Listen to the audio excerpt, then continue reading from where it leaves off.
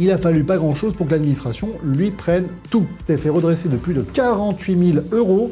Et oui, c'est pas une mince affaire, vous devez renoncer à une partie de votre retraite. C'est vraiment la pire des situations qui peut vous arriver en matière de cumul emploi-retraite. Ne pas respecter les plafonds, c'est le redressement assuré. Ceux qui nous regardent, ceux qui ont entre 62 et 67 ans, regardez bien cette vidéo, vous l'enregistrez et vous vous abonnez parce que clairement, c'est vraiment vous qui allez devoir faire un choix dans les prochains mois. Le choix, il va être drastique. Alors si vous êtes retraité ou sur le point de l'être, cette émission, elle est vraiment faite pour vous. Pourquoi ? Parce que depuis le 30 décembre 2025, la loi de financement de la sécurité sociale a été adoptée et avec elle, une énorme réforme du cumul emploi-retraite. Alors c'est tout l'intérêt de cette émission, donc si vous n'êtes pas abonné, vous vous abonnez, vous posez vos questions en commentaire, on se fera un plaisir d'y répondre. Attention, à partir du 1er janvier 2027, les règles vont drastiquement changer. Restez bien jusqu'au bout de l'émission, je vais tout vous expliquer.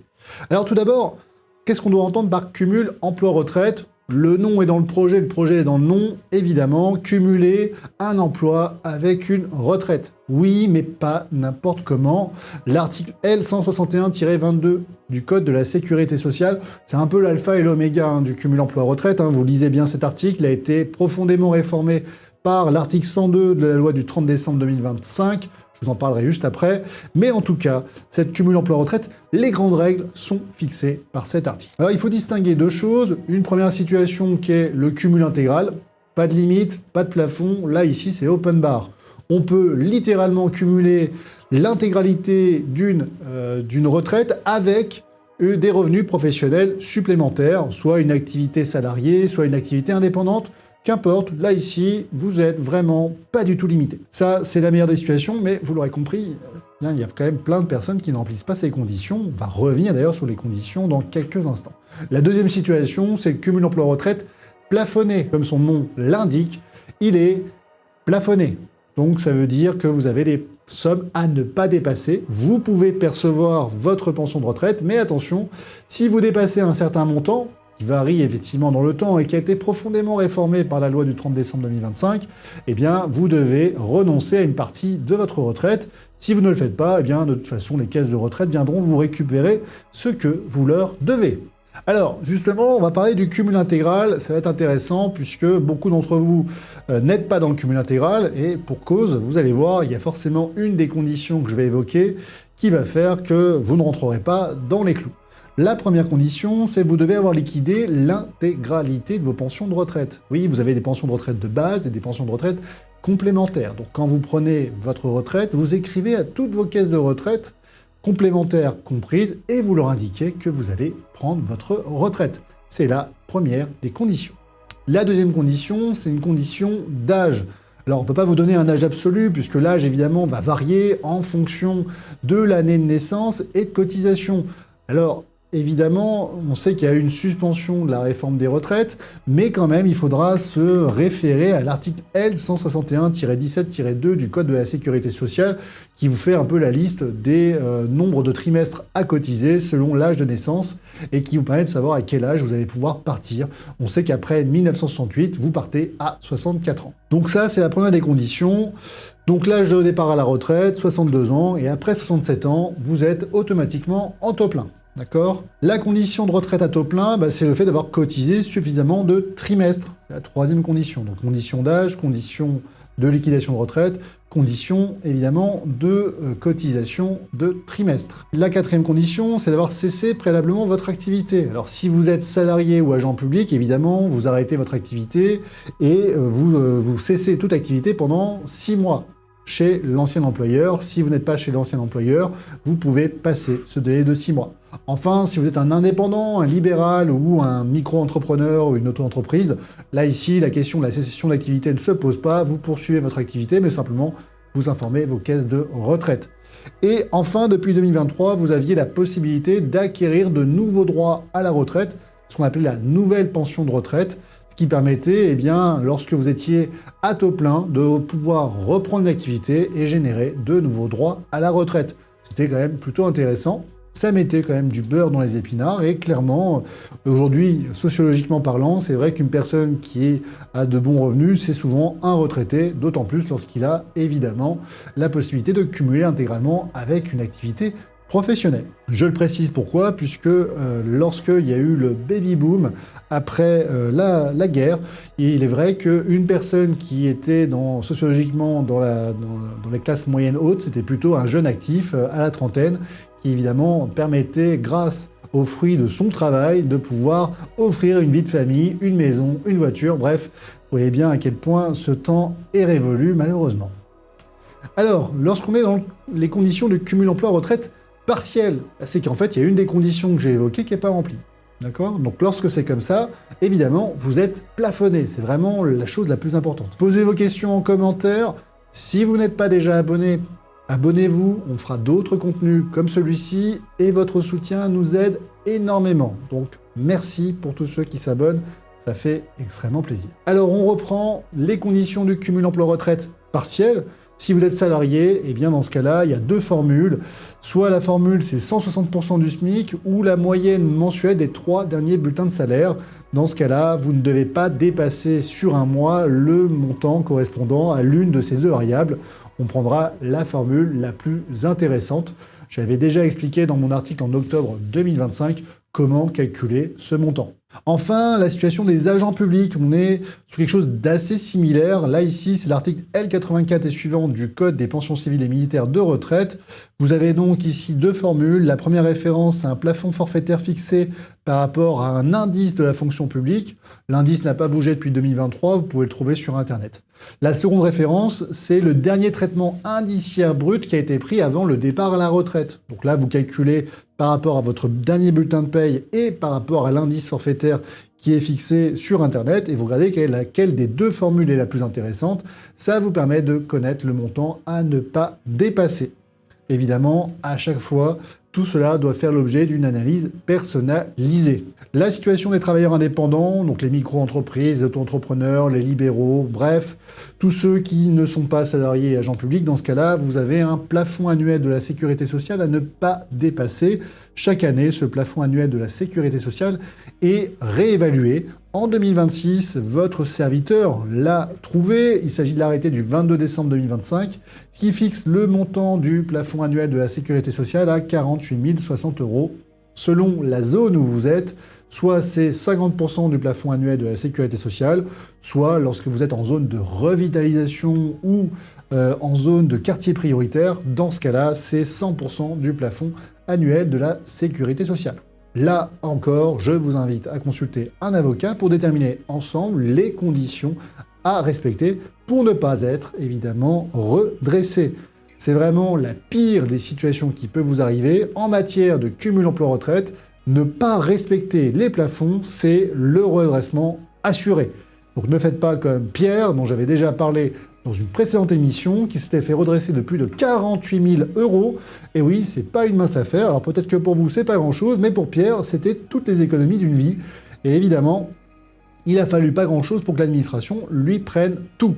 Donc attention, ne faites pas comme Pierre. Autre petite règle, est-ce qu'on peut bénéficier du cumul emploi intégral même lorsqu'on ne remplit pas toutes les conditions du cumul emploi-retraite intégral? Alors oui, c'est très intéressant comme question, c'est une des questions qu'on m'a posée récemment lors d'un rendez-vous. Oui, parfois, je vous ai indiqué, donc cumul emploi-retraite intégral, cumul emploi-retraite partiel. Si vous êtes en cumul retraite partiel, vous avez quand même la possibilité d'avoir une exception à cette règle, qui est notamment lorsque vous exercez une certaine activité qui sont définies par une liste prévue à l'article R161-2-5 du Code de la Sécurité sociale. Pour information, activité artistique, littéraire ou scientifique, activité juridictionnelle, activité bénévole, activité agricole, etc. Il y a toute une petite liste. Vous la trouvez généralement très facilement sur Internet et c'est un peu trompeur parce que on a le sentiment que le cumul intégral est réservé exclusivement à ces activités, ce qui n'est évidemment pas le cas. Donc vraiment, lisez mon article parce que c'est vraiment l'alpha et l'oméga de ce que l'on doit comprendre sur le cumul emploi-retraite. Et maintenant que je vous ai parlé de comment ça se passe, les règles générales pour 2025-2026, eh bien je vais vous expliquer les grands changements qui ont été induits par ce cumul emploi-retraite avec la réforme engendrée par la loi de financement de la sécurité sociale du 30 décembre 2025. Si vous n'êtes pas encore abonné, abonnez-vous. c'est le moment. Posez vos questions en commentaire, lâchez un petit pouce pour que cette vidéo puisse être poussée par l'algorithme et qu'elle puisse retrouver tous les retraités qui aujourd'hui s'interrogent pour savoir quelles sont les conséquences de cette réforme. Alors, tout d'abord, aujourd'hui, les grandes conséquences de cette réforme, c'est qu'on a créé un cumul emploi-retraite intermédiaire, entre 62 ans et 67 ans. J'en parlerai justement juste après, mais l'idée c'est que même lorsque vous êtes en cumul intégral à partir de 62 ans, aujourd'hui, il y a quand même ce régime limité, ce qui va rendre le cumul emploi-retraite beaucoup moins avantageux, je vais vous l'expliquer. On a maintenu quand même évidemment le cumul emploi-retraite à 67 ans, donc passé 67 ans, automatiquement vous êtes en cumul emploi-retraite intégral. Bon, c'est génial parce que évidemment à 67 ans, vous avez un peu moins de force qu'à 62 ans, un peu moins l'envie de travailler, donc on voit bien que le fait qu'on puisse vous dire vous pouvez travailler sans plafond, bon, à cet âge-là, je vous souhaite quand même de pouvoir profiter de votre retraite, puisqu'encore une fois, c'est un droit, c'est pas un privilège. Enfin, on a introduit un seuil de tolérance pour les faibles revenus. Alors, ce seuil de tolérance, il doit être adopté par décret à la date à laquelle on est en train d'enregistrer cette vidéo, soit en mars 2026. Eh bien, ce décret n'a pas encore été promulgué. Seulement, si on lit un peu les débats parlementaires, il était évoqué une somme de 7 000 €. Donc, en dessous de 7 000 € annuels de revenus professionnels cumulés avec votre retraite, vous n'êtes pas imposé, vous n'êtes pas redressé, vous n'êtes pas limité. D'accord ? Super, parce qu'évidemment, 7 000 € par an, c'est vraiment pas grand-chose. Alors, quelles sont les nouvelles situations du cumul emploi-retraite ? Auparavant, je vous avais dit, il y a cumul emploi-retraite intégral, cumul emploi-retraite partiel. Puis entre ces deux mondes, il n'existait pas grand-chose. Aujourd'hui, on a 3 situations. On a tout d'abord la situation, je vous l'ai dit, du retraité à taux plein qui a plus de 67 ans. Lui, ici, il n'est pas impacté par la réforme des retraites, du cumul emploi-retraite, je veux dire, puisque en réalité, il ne sera pas plafonné. Donc, quand vous avez plus de 67 ans et que vous reprenez une activité professionnelle, vous n'êtes pas plafonné. La réforme introduite par la loi du 30 décembre 2025 n'a pas de conséquences pour vous. La deuxième situation, et c'est là où vraiment ceux qui nous regardent, ceux qui ont entre 62 et 67 ans, regardez bien cette vidéo, vous l'enregistrez et vous vous abonnez parce que clairement, c'est vraiment vous qui allez devoir faire un choix dans les prochains mois. Le choix, il va être drastique. Soit de bénéficier des anciennes dispositions du cumul emploi-retraite, soit de vous soumettre aux nouvelles conditions du cumul emploi-retraite. Et je vais vous expliquer très rapidement, mais elles vont être extrêmement moins avantageuses. Oui, ce qui est prévu, c'est un statut intermédiaire. Auparavant, cumul emploi-retraite intégral, cumul emploi-retraite partiel. Dorénavant, vous avez ceux qui ont plus de 62 ans et qui sont à taux plein, mais qui pour autant vont être plafonnés. On est dans ce qu'on appelle un cumul emploi-retraite intégral plafonné. Ce plafond, c'est 7 000 €, je l'ai dit, ce fameux décret qui doit être promulgué prochainement, qui ne l'est pas encore, mais qui a été évoqué dans les débats parlementaires. En d'autres termes, vous avez plus de 62 ans, vous reprenez une activité professionnelle ou poursuivez votre activité professionnelle, et vous allez donc pouvoir cumuler intégralement jusqu'à 7 000 €. Passé 7 000 €, chaque euro gagné sera un euro retiré sur votre pension de retraite. Vous la sentez la douille ? Vous la sentez ou pas ? Parce que là, évidemment, le cumul emploi-retraite, il n'a plus aucun intérêt. Puisqu'auparavant, l'intérêt d'un cumul emploi-retraite partiel, ou en tout cas intégral, lorsqu'on avait plus de 62 ans, c'était de pouvoir avoir des revenus professionnels en plus de sa pension de retraite. C'était de pouvoir mettre un peu de beurre dans les épinards, de faire plaisir à ses petits-enfants, de s'offrir une vie qu'on n'avait pas pu s'offrir lorsqu'on travaillait comme des chiens et qu'on n'avait pas le temps pour en profiter. Vous l'avez connu, vous l'avez vu cette période, vous avez vu comment c'est compliqué d'avoir une vie sociale lorsqu'on a un emploi qui nous prend 8 heures par jour, 5 jours par semaine. Et donc là, on est en train de nous expliquer que pour une meilleure lisibilité, une meilleure compréhension du cumul emploi-retraite, on va revoir à la baisse. Heureusement que ces gens sont de gauche quand même, parce que vraiment, on ne croirait pas. Franchement, moi j'aurais cru que c'était une réforme de droite. Vraiment là, à ce point de vouloir faire les poches de ceux qui avaient juste envie de survivre, parce que évidemment, quand vous avez une très belle retraite, peut-être que la question de cumuler avec un emploi se pose un peu moins. Et puis quand vous êtes vraiment très riche, en réalité, cette question du cumul emploi-retraite, elle ne se pose pas vraiment, puisque vous avez de multiples revenus passifs que vous avez réussi à générer durant l'intégralité de votre période de jeune actif. Donc, on voit bien qu'ici, le cumul emploi-retraite qui va être aujourd'hui plafonné va surtout concerner ceux qui étaient un peu dans la catégorie intermédiaire, c'est-à-dire une pension de retraite, certes, soit faible, soit confortable, mais pas suffisante pour maintenir le niveau de vie qu'ils avaient auparavant, et qui souhaitaient pouvoir continuer de transmettre leur savoir, gérer des revenus professionnels, lever un peu le pied tout en profitant un peu de la vie qui passe. Eh bien, pour ces gens-là, aujourd'hui, clairement, il n'y a plus aucun avantage. On est en train de précariser les retraités qui auraient pu générer de l'activité, générer des impôts, générer du business. En fait, en d'autres termes, c'est ce qui aurait pu continuer d'aider un peu de doper l'activité. On voit vraiment que tout est fait. Ici, vraiment, et c'est pas du tout partisan, mais on voit bien qu'ici, en réalité, ceux que ça va le plus impacter, c'est ceux qui avaient envie de lever un peu le pied, de cumuler un peu de revenus pour essayer de s'en sortir un peu plus. C'est eux, clairement, que ça va impacter. Donc là, si vous avez entre 60 ans et 67 ans, posez-vous la question de savoir si vous n'allez pas prendre votre retraite avant le 31 décembre 2026, parce que si vous prenez votre retraite après le 31 décembre 2026, vous serez soumis à ce régime intermédiaire, le cumul emploi-retraite intégral plafonné, alors que avant le 31 décembre 2025, à condition de remplir les conditions évidemment du cumul intégral, vous n'auriez pas été plafonné. Donc s'il y avait une seule chose à retenir de cette émission, c'est celle-ci. C'est que si vous êtes en cumul intégral entre 62 ans et 67 ans, partez à la retraite avant le 31 décembre 2026, car autrement, il va vous en coûter. Alors oui, cette réforme, elle crée également un troisième statut, c'est le cumul plafonné. Donc là, ici, on va dire presque rien de nouveau sous le soleil, puisque auparavant, vous étiez plafonné avec des montants que j'avais annoncés tout à l'heure, donc soit 160% du SMIC, soit la moyenne des 3 derniers salaires, lorsqu'on est un salarié. Les 2 indices de référence, soit dans le bulletin de paye, soit l'indice majoré forfaitaire présent sur le site internet du ministère de la fonction publique pour les agents publics, et puis soit le plafond annuel de la sécurité sociale lorsque vous étiez un indépendant.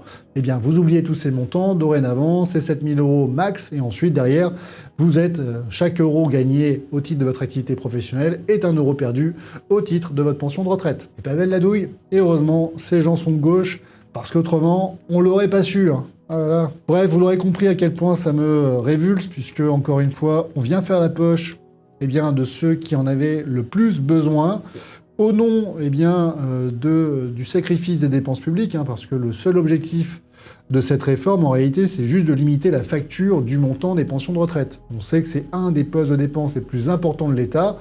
Comme ce dernier est obèse et qu'il ne compte pas limiter ses dépenses, eh bien, il vient limiter le plus possible les pensions de retraite. C'est toujours plus facile de faire payer les pauvres, évidemment.